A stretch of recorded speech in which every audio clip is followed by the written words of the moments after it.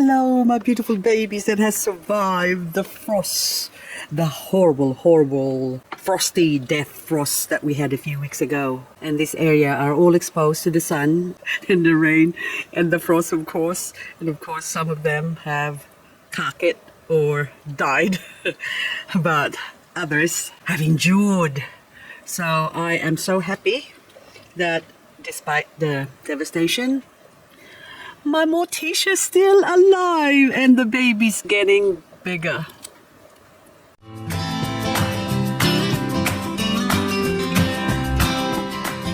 My poor Sedum peridot, I think Sedivaria peridot, but they're still alive. Look, I could still harvest that, clean it up and replant it. And I've got 2 pots of them. So this one here also got hit by that black frost that we had. And some are still alive, although those ones that are sort of dead and brown and no chance anymore, I have to clean that up. So this way I can just chomp this up. I think I better put it this way and cut through them. So these plants, the way they look right now, is exactly how I feel. I think I'm having an existential crisis. Well, put it this way, it's been 1 year and 3 months since my husband passed away. And I'm on the depression cross acceptance stage of my grief. So I have now, after I was devastated by the frost, of course, that's exactly how I felt before. I was shocked. And of course, first I was in denial and saying, oh, this will be okay, they'll come back to life. And then I was angry, and then after that, so at the moment, I am now in the last stages of the 5 stages of grief after losing a loved one. So I'm on the depression, well, maybe a quarter depression, and also a quarter acceptance. So that's why I said I'm having an existential crisis because I don't know what to do with my life right now. Anyway, so I've taken a couple of weeks off, so that's why there's no videos for the last 2 weeks, because I was somewhere else. I was at the farm, basically, and I think the last 2 weeks has sort of opened my eyes into the reality of moving into Wagga Wagga, or the farm that was offered to me to look after, basically. And I found that it was a little bit too big for me to handle. And also, plus, since the sheep was sort of free to roam around, and I think that sort of done the deal for me, that I thought now I won't be able to handle it, because there's a lot of areas that I have to fenced off, and to be able for me to actually sort of work around the farm. And I thought, with my age and in the situation that I'm in right now, I am probably better off doing other things, like going prospecting and digging for gold and gemstones, because that actually makes me happier. My succulents makes me happy, because at the moment when I'm at home, they are the reason why I get up in the morning. But this is becoming a cleaning video now, but I just need to be able to see first this plant, see how far the devastation or how much I can recoup. There you go, that looks better now, isn't it? Okay, and then this couple here, that is already, see, dead. But maybe, oh, that one, once the leaves are like that, they're affected. Maybe that one that's still got a white tip, maybe that can still grow pups. But okay, the rest, that is gone. So this one here, you can see that's already got a black rotted actually tip there, so that's not going to grow, so we throw that out. And same as that one, so that's not going to grow, so don't waste your time and space on the pot growing them, because they're not going to grow. And then that one is a black dot, that's not going to grow. And of course this one here, we'll see, same story, the story of my life. Okay, so that one, maybe this one I'll give it a chance over there. Anyway, so I'll go through that later on, because I don't want to bore you with this one. But at least now I know this peridot, the beautiful, beautiful peridot. Hang on, I saw something else, this one too. See that there? That's black. So we chop that off, or even this one here. I'm not going to end up with anything now. And of course this one, we chop it off.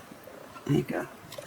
And let that dry up, because that can still grow some roots and grow, continue to grow basically. So now, okay, the rest I'm quite happy with that. This one actually I might even chop that off because it's got roots as well. So I let it dry up before I plant it. But at least now that's looking a little bit fuller again. So this Casula ovata that has also been hammered by the frost, you can see they're all dead, all the bits there. But see those little green bits there? I don't know if that's going to grow. But I am not going to touch this because we're still going to get a couple of days wherein we're going to have heavy frost. So it's still winter, last month of winter here in Australia. So I am not going to leave them. But you can see down in the bottom here, that has already fallen off.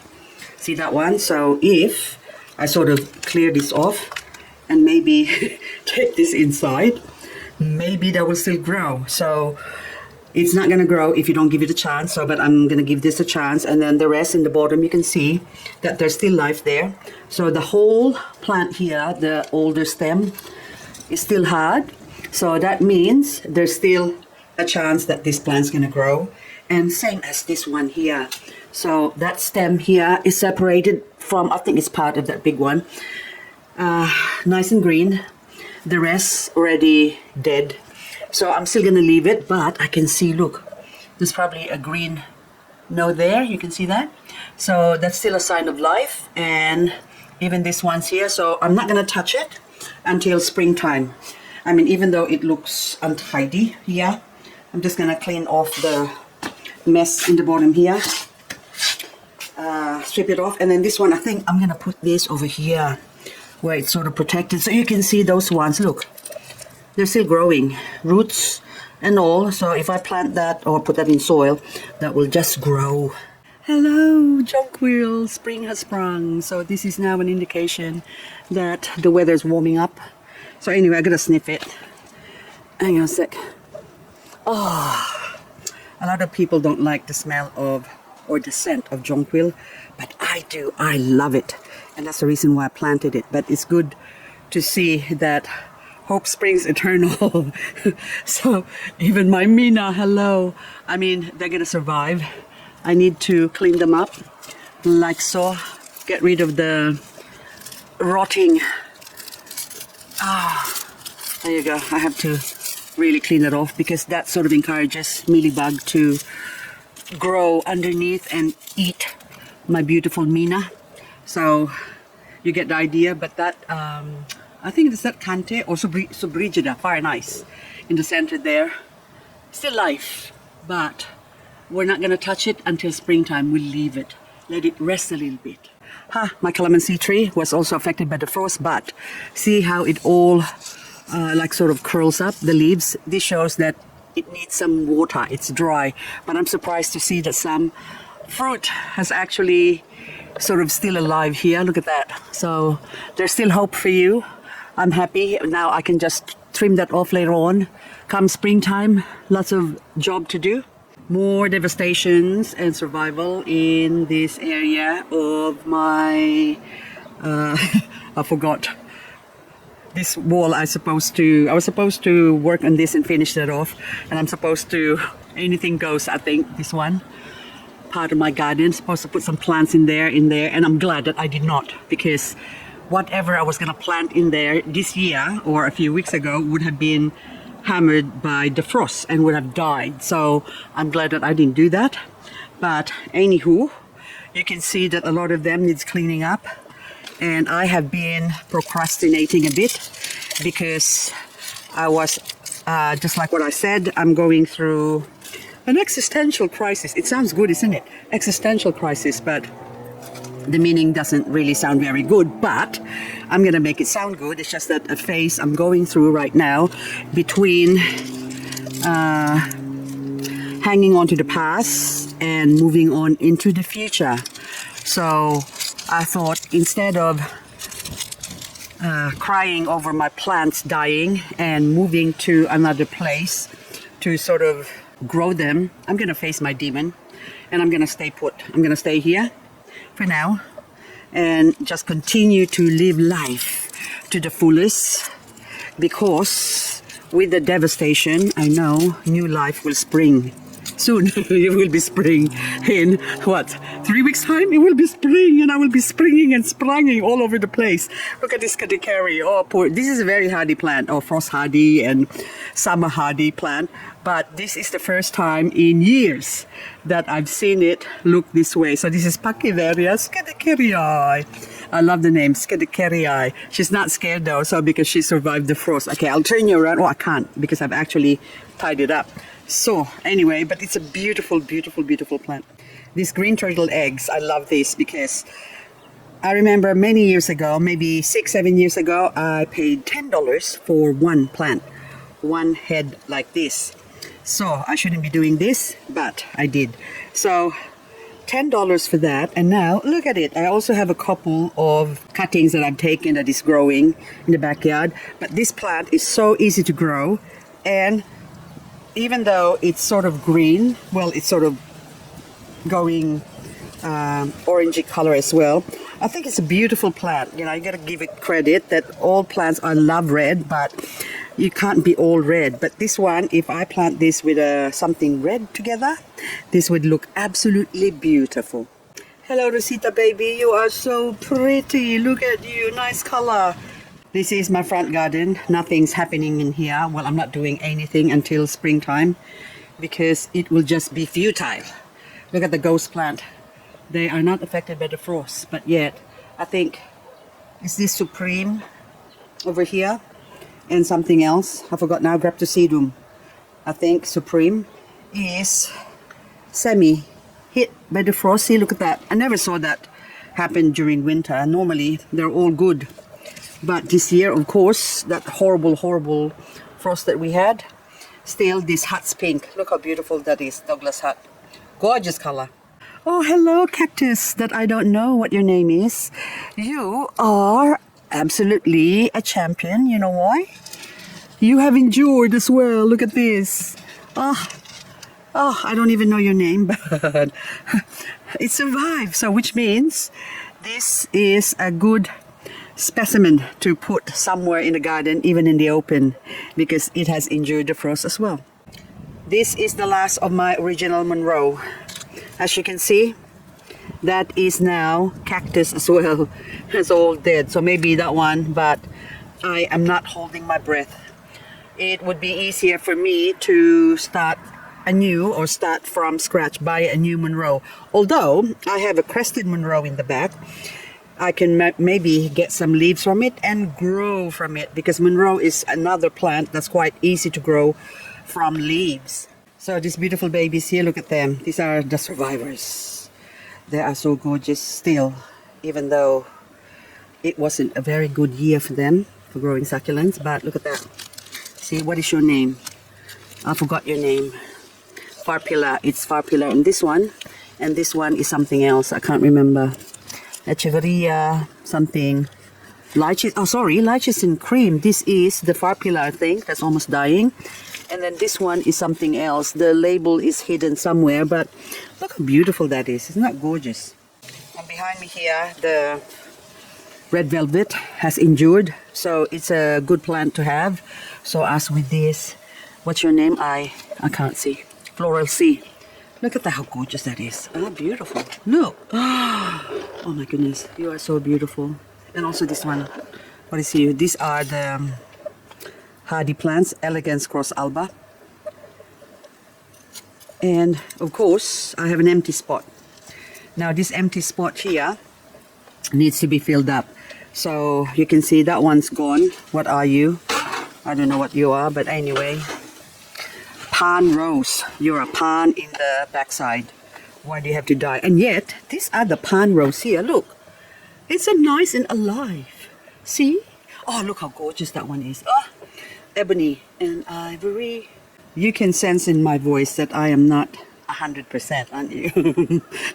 I am just a little bit disappointed coming from Wagga Wagga after spending the farm, basically.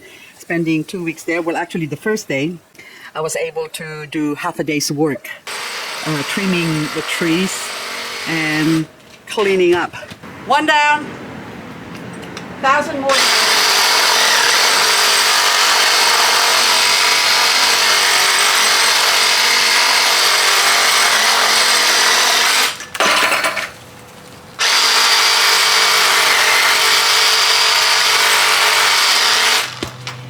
Done. Now we go down here. Am I going to record all of this? You get the idea anyway, don't you? So I'm going to leave it, and of course I think I better show you what I'm up against here. What do we see? We see years of growth. That's what I see, and of course abandonment and neglect.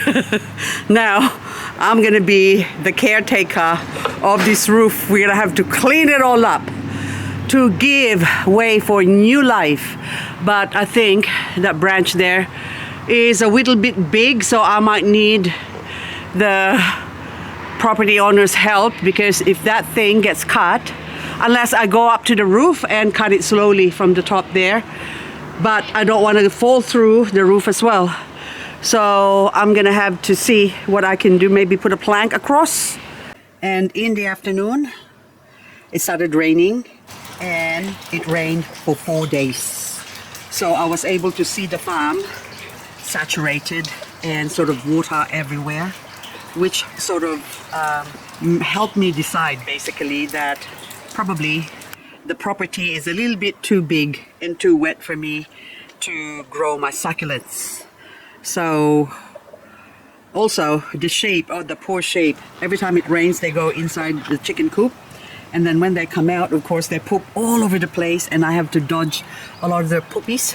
So I thought, nah, will I be able to put up with this or live with this for a year and a half or two, or even buy the farm? Basically that's what the deal was. But the owner was very, very nice and very accommodating and fine gentleman. So anyway, but we've known him for 13 years, so he's a friend of ours, my husband and myself. But anyway, so sad to say that I'm back to square one. Now I've decided that I am now going to grow my succulents in Canberra, but instead I am going to put up a greenhouse. Woohoo! Greenhouse, yes. So behind every cloud is a silver lining. That's how I look at it. And of course, I really wanted a farm, but now I've decided that actually maybe at this stage of my life, I am better off just enjoying myself and not worry about the farm. Just stay where I am for now, for the next few years at least, and just continue to live life and going prospecting as well. So I think that was my main goal now. So how things change, that's what I'm saying. I'm going through stages in my life wherein I don't really know where to go, whether I'm coming or going, but it's good to try different things and find out where I fit into the scheme of things in the world. So anyway guys, that's all I've got for this video. I mean, not much happening, but this garble moon is so pretty, and it's garpling for something else to be placed in there. I think I'm gonna plant something there. We'll clean that up. Look at the mess in there. Clean that up, and also I want to put something contrasting to highlight the beauty of this garble moon. Anywho, I am gonna try and upload more video, but for the meantime, that's all from me reporting to you. Hope you have a lovely day, and thank you so much for watching, and I'll catch you on the next video. And look at this party girl.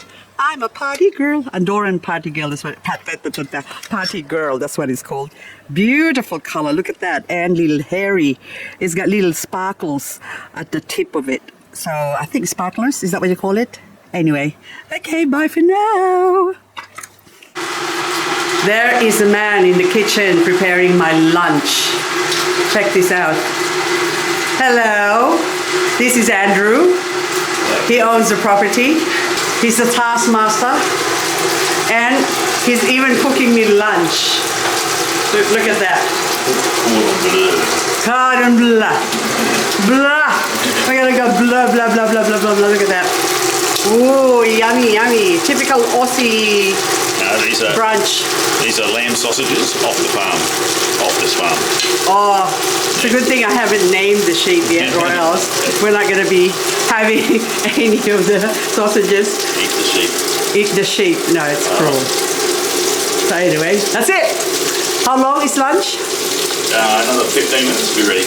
Okay, Yeah. that's what he said about 2 hours ago. 15 minutes and 15 minutes. Okay, now. I was going to tell you a joke then. Okay, what's the joke? You hear that Kiwis have found another use for sheep. Yeah. Yeah, you can eat them as well. Oh. Can I put that on the video? I don't know. I'm apologizing to our Kiwi friends, okay?